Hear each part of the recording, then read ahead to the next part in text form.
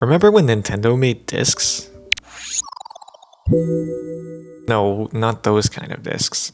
I'm talking about video game soundtracks. Wow! Discs like these let you listen to video game music outside of the game. Nintendo tends to sneak them in with special edition games from time to time. These discs are fairly basic releases, and they usually aren't the primary way people consume the music for one reason or another. Some game soundtracks carry a wide breadth of music, so it's a shame when they get simplified into a soundtrack selection disc that doesn't even have all the tracks on it. It's usually only there to tack on an extra bullet point on the box of a special edition. Breath of the Wild, Xenoblade Chronicles 2, and Fire Emblem Three Houses are all guilty of this. Things used to be different when Nintendo first started releasing video game music on disc. In the 80s, having a disc to listen to the music would have been a better solution than recording the game with a VCR and hoping none of the sound effects played.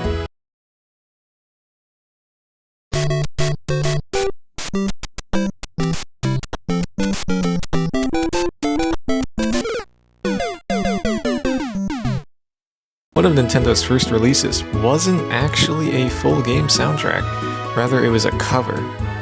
In 1986, a medley of Super Mario Bros. Music produced by Super Mario Band was released on a vinyl called Mario's Great Adventure. This song featured lyrics and a new arrangement of the overworld theme, incorporating other songs from the game.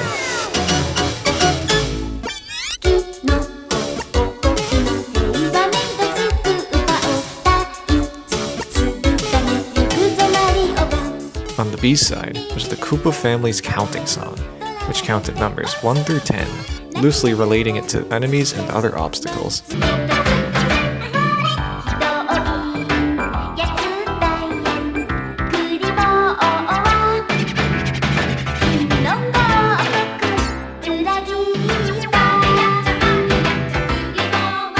Oh, and just to be clear, there's actually another disc meant for promotion, featuring Mario's Great Adventure and another song called Go Go Mario.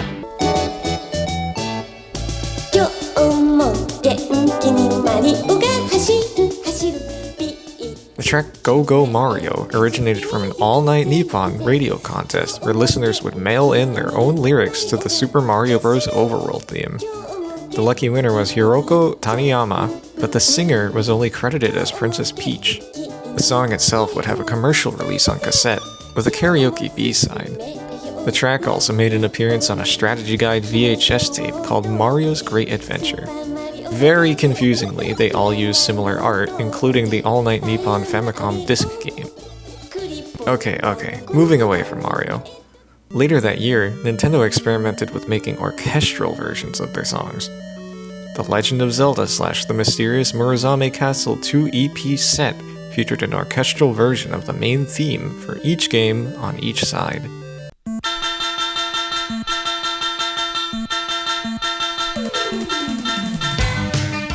These new arrangements seem to layer higher quality sampled instruments over the existing song. While these were important releases, they wouldn't be a must-buy item for fans. Not long after, the industry had shifted. Vinyl was being phased out in favor of the compact disc. Not only could a CD have better sound quality than vinyl, it could hold even more tracks. When Nintendo transitioned to CDs, they started putting their full game soundtracks on the disc. In addition, they treat fans to brand new bonus track arrangements.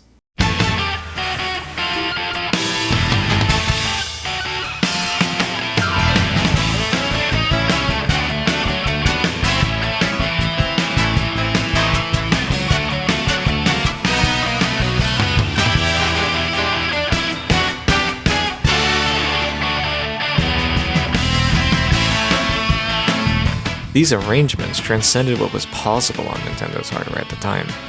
Not only could the composer share the original soundtrack outside of the hardware, but they could also achieve a quality with their music that would not be possible with a standard Famicom cartridge or diskette.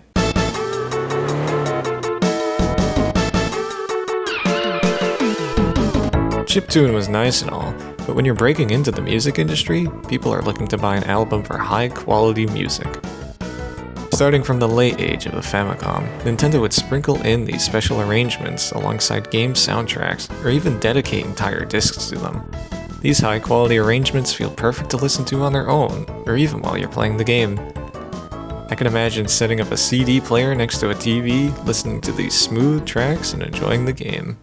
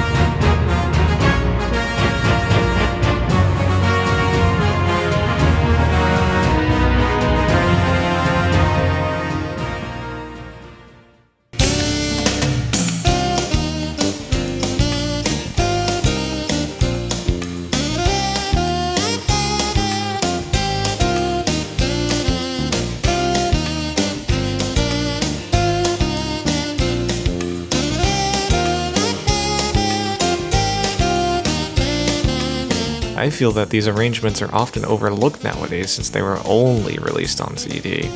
Most people may be unaware that they even exist.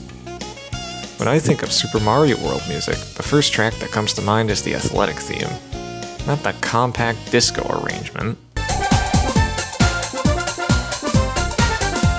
From the number one game show, the number one game show host, and I'm talking like coast to coast. Talk good morning, good evening, good afternoon. Now Mario Circus back with a boom, so on your mark, ready, and get set and say hi to some new or no friends. Cause all you gotta do is rescue the girl, so welcome to Super Mario World. During the N64 era, Nintendo was on a different lane than their competitors.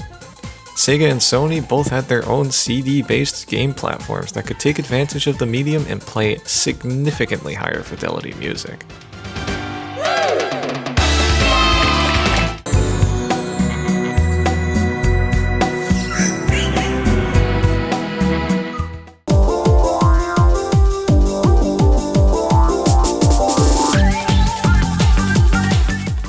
This marked a huge step up from the previous generation's size constraints.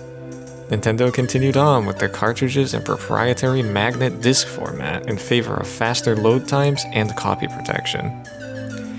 The cartridge-based N64 games could hold more space than the previous Super Famicom cartridges, but developers would still opt to use sample-based music due to their smaller file size. And so, arrangements on CDs would still persist. Special discs would be created for the likes of F-Zero X, Mario Kart 64, Donkey Kong 64, The Legend of Zelda: Ocarina of Time, and more.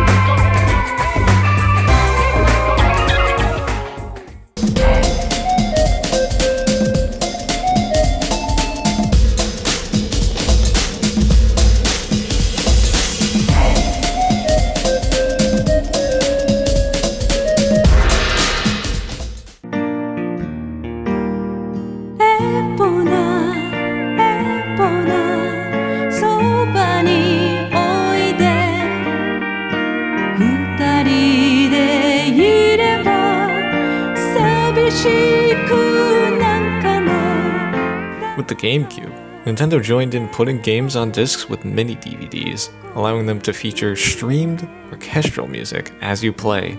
No longer would the player have to imagine what the composer was trying to convey, as high-fidelity music would be streamed as you play.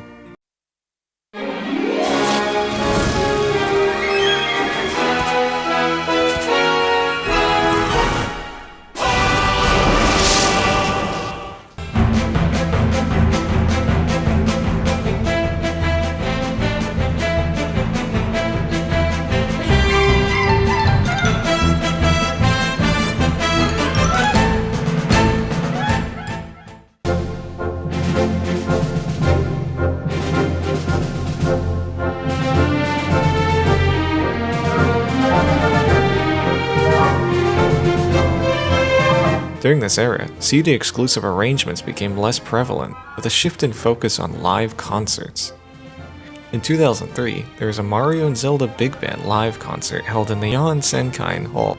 There were even live performances paying tribute to the earlier lyrical releases, such as Go Go Mario and Epona's Song from the Ocarina of Time CD arrangement.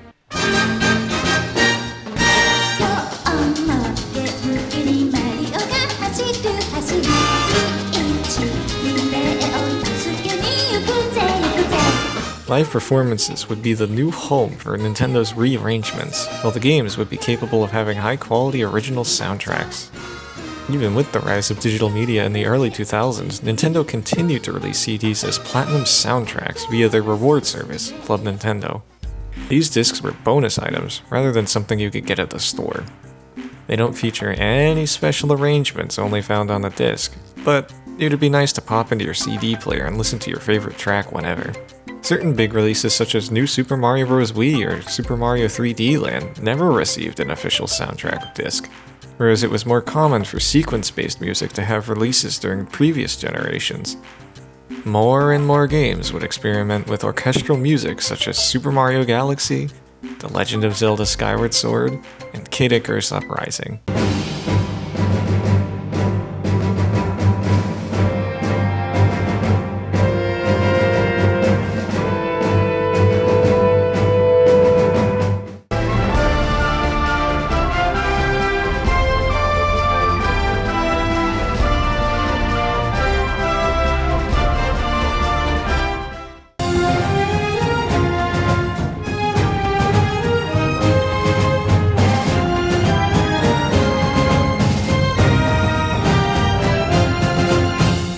This quality of music had a grand expression of emotion, helping enhance the game's experience.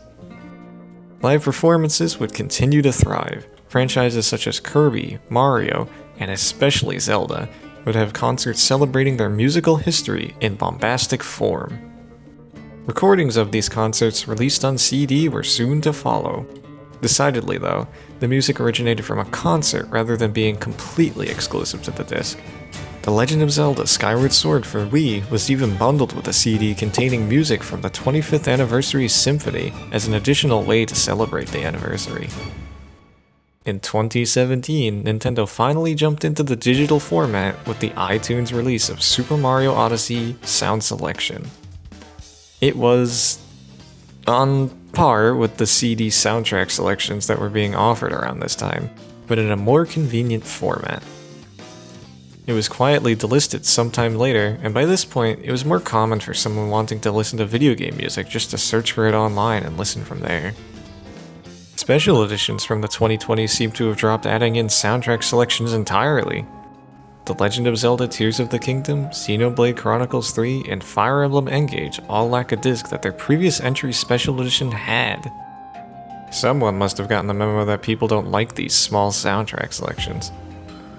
In recent years, there have been multi-disc soundtracks for games such as Xenoblade Chronicles, Animal Crossing New Horizons, Zelda Skyward Sword, Kirby and the Forgotten Land, and Fire Emblem Engage.